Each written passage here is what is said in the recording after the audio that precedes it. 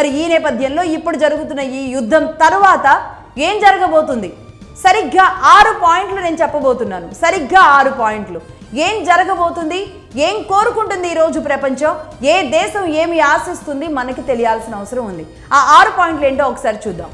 Number 1, షియా ముస్లింలకు సున్నీ ముస్లింలకు మధ్య అతిపెద్ద కన్ఫ్లిక్షన్ రాబోతుంది. అంటే వీరిద్దరి మధ్య అతిపెద్ద అగాధం జరగబోతున్న పరిస్థితికి కారణం అయ్యేలాంటి అవకాశాలు ఉన్నాయి. ఇది నెంబర్ 1. అంటే ఎందుకు అంటే ఇక్కడ చిన్న విషయం తెలియాలి. సున్నీ ముస్లింలు ఏంటి, షియా ముస్లిమ్స్ ఏంటి అనే విషయం తెలియాలి. సున్నీ ముస్లిమ్స్ అనేది ఏంటి అంటే వాళ్ళు మహమ్మద్ ప్రవక్త అని భగవంతుడిగా వారి దైవంగా భావిస్తూ ఉంటారన్నమాట. అంటే సౌదీ అరేబియా ప్రిన్స్ క్రౌన్ ఎవరైతే ఉన్నారో ఈ సున్నీ ముస్లిమ్స్ అందరికీ కూడా ఆయన రాజు, ఆయనే కింగ్ అనమాట.